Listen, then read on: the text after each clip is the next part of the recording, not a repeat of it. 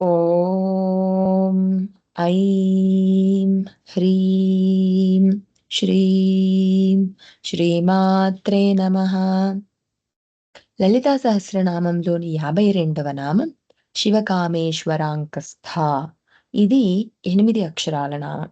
ఈ నామంతో అమ్మవారికి నమస్కరించేటప్పుడు ఓం శివకామేశ్వరాంకస్థాయై నమః, ఓం శివకామేశ్వరాంకస్థాయై నమః, ఓం శివకామేశ్వరాంకస్థాయై నమః అని చెప్పాలి.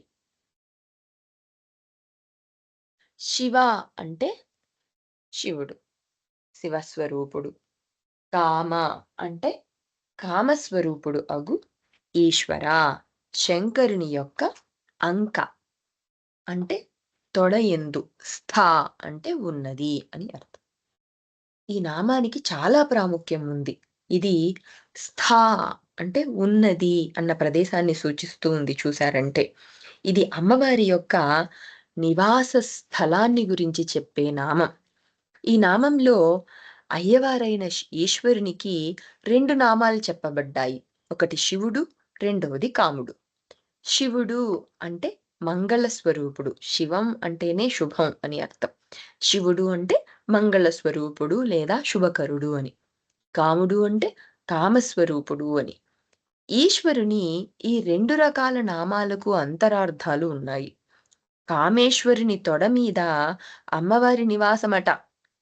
సౌందర్యలహరిలో శంకరాచార్యుల వారు సుధాసింధోర్మధ్యే అన్న శ్లోకంలో పరమశివ పర్యంక నిలయాం చిదానందలహరీం అనే 8వ శ్లోకంలో కూడా అమ్మవారి చిరునామా లేదా నివాసం గూర్చి చెబుతూ పరమశివ పర్యంక నివాసినిగా వర్ణించారు.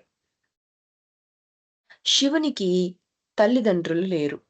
ఎప్పుడు ఎక్కడ పుట్టాడో తెలీదు. అందుకే ఆయన ప్రపంచానికే ప్రథముడు, ఆదియోగి అంటూ ఉంటాం. అంటే అబ్సల్యూట్ ఆరిజిన్ అన్నమాట ఆయన. ఈ శివుని నుండియే అమ్మవారు అను భౌతిక ప్రపంచం వ్యక్తమైంది. సంఖ్యాత్మకంగాను ప్రాదేశాత్మకంగాను కూడా అమ్మవారు ఈ శివుని నుండియే విశ్వముగా విస్తరిల్లింది అని చెప్తున్నారు. ఇప్పుడు ఈ నామానికి ఈ ఈ చెప్పిన న్యూమరికల్ వేలో సంఖ్యాత్మకంగా ఏ విధంగా వివరణ ఉంది, ప్రాదేశాత్మకంగా అంటే స్పేస్లో ఎలా అమ్మవారిని గురించి ఈ నామం వివరింపబడింది అనేది చూద్దాం. సంఖ్యాత్మక విస్తరణ అన్నారు. అమ్మవారు ఆయన నుండి వచ్చిందే సంఖ్యాత్మకంగాను ప్రాదేశాత్మకంగాను కూడా విశ్వముగా విస్తరిల్లింది అని చెప్తున్నాం. ఈ విశ్వం అంతా అమ్మవారు, శివుని యొక్క శక్తి అమ్మవారు. ఆ శక్తే ఈ విశ్వం అంతా విస్తరిల్లింది అంటున్నాం. ఇప్పుడు సంఖ్యాత్మక విస్తరణ ఏ విధంగా జరిగింది అనే దానికి ఇక్కడ వివరణ ఇచ్చున్నారు రచయిత. చూద్దాం. ప్రపంచానికే ప్రథముడు కాబట్టి శివుడు అనే పదం అంకెలలో మొదటి అయిన 1ని సూచిస్తుంది. అంకము అంటే అంకె అని కూడా అర్థం. అంకెలలో పరిపూర్ణమైనది 9. చూసారంటే 9 ఒకట్లు 9, 9 రెండ్ల 18, 18 మళ్ళీ యాడ్ చేస్తే 1 + 8 9 అవుతుంది. అలా 9వ అంకం మొత్తం చూస్తే ఎన్నిసార్లు చేసినా మొత్తం 9 9 వస్తూ వెళ్తుంది. అందుకే దాన్ని పూర్ణ సంఖ్య అన్నారు. అంటే అంక అంటే డిజిట్, సంఖ్య అంటే నంబర్. సంఖ్యలు 9 కన్నా పెద్దవి ఉండవచ్చును, కానీ అంకెలలో పెద్దది మాత్రం 9 మాత్రమే అవుతుంది. చిన్నది 1. శోకామయత బహుశ్యాం ప్రజాయేయేతి అని తైత్తిరీయోపనిషత్ చెబుతుంది. దీని అర్థం ఏంటంటే, ఇంతకు ముందు నామాల్లో కూడా మనం చూసాం. ఒంటిగింట రామలింగంగా ఉన్న శివునికి ఎక్కువ మందిగా అవ్వాలని కోరిక కలిగిందంట. అప్పుడు ఈ ప్రపంచం లేదా ఈ సృష్టి ఉద్భవించిందట. ఈ కోరిక కలగని శివుణ్ణి 0 స్టేట్ అంటే 0తో చెప్తూ ఉన్నారు. ఎప్పుడైతే ఈ మహాకామం వచ్చిందో, ఒక్కటిగా ఉన్న శివుడు పరిపూర్ణంగా ఈ సమస్త సృష్టి అవ్వాలనుకుని ఉన్న స్థితిని, ఆ స్థితిలో ఉన్న శివుణ్ణి 1తోనూ సంకేతించాలి అంటున్నారు. అన్ని రకాల జీవులతోనూ పూర్తిగా ప్రపంచంగా విచ్చుకోబోయే ముందు స్థితిలో ఉన్న శివుని కోరిక పూర్తిగా నిండిన లేదా కామం పూర్తిగా నిండిన ఈశ్వరుడు అంటున్నారు. ఈ కామేశ్వరుణ్ణి 9 నెలలు నిండి సృష్టిని ప్రసవించబోయే పూర్ణ గర్భిణిగా ఊహించుకోవాలి. ఎందుకంటే అప్పుడు ఉన్నది ఆయన ఒక్కరే కదా! ఒకానొక శక్తి. ఒకే ఒక్కటి. ఆ ఒక్కడిగా ఉన్నాయన ఇంత సృష్టిగా అవ్వాలనుకున్నటువంటి పరిపూర్ణ స్థితిని కామేశ్వరుని రూపంగా ఊహించుకోవాలి. ఇంతకుముందు చెప్పిన అంకెలలో పరిపూర్ణమైన అంకె 9 గుర్తుపెట్టుకోవాల్సింది. అంటే ఇప్పుడు శివుణ్ణి కామేశ్వరుడుగా ఉన్న శివుణ్ణి 9 నెలలు నిండిన సృష్టిని ప్రసవించబోయే పూర్ణ గర్భిణిగా ఊహించుకోవాలి అంటున్నారు. అందువల్లనే ఈ కామేశ్వరుడు 9 అంకెను సూచిస్తాడు. అంటే 1 నుండి 9 వరకు జరిగే విస్తరణ వ్యక్తి సృష్టికి సంబంధించిందిగాను, 0 అవ్యక్త స్థితికి సంబంధించిందిగాను సమన్వయం చేసుకోవాలి. 0 అంటే అప్పుడు ఏమీ లేని స్థితి. ఆయనకి ఆ కామం లేదా మహాకామం, ఆ కోరిక ఈ సృష్టి అవ్వాలి, ఒక్కటిగా ఉన్న ఆయన ఇంతగా అవ్వాలి అన్న కోరిక లేని స్థితిని 0తో ఉన్న శివునిగా ఊహించుకోవాలి. 1-9 వరకు జరిగే ఈ విస్తరణ వ్యక్తి సృష్టికి సంబంధించిన ఆయన్ని కామేశ్వరుడిగా ఊహించుకోవాలి. ఇది ఇలా సమన్వయం చేసుకోవాలంటున్నారు. ఇప్పుడు అమ్మవారి ఈ నామంలో చూస్తే శివకామేశ్వరాంకస్థ అన్న నామానికి 1-9 వరకు జరిగే సంఖ్యాత్మక సృష్టిగా స్థాపింపబడినది అని అర్థం చెప్పుకోవాలి.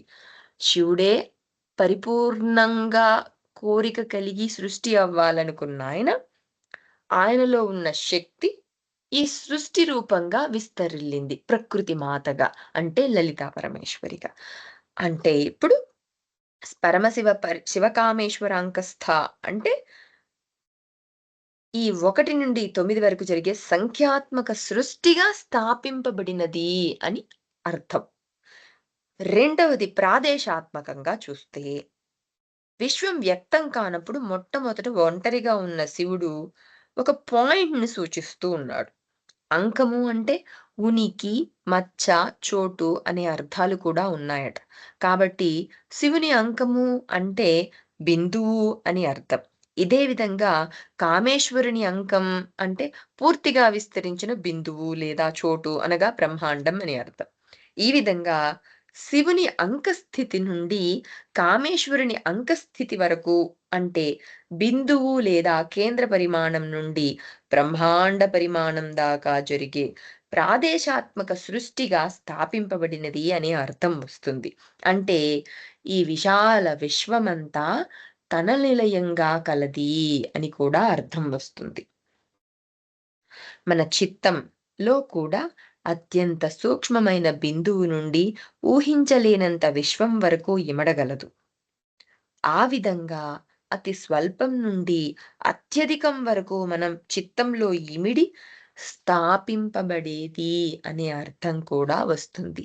ఇది ప్రాదేశాత్మకంగా వివరింపబడిన అర్థం శివకామేశ్వరాంకస్థ అన్నదానికి.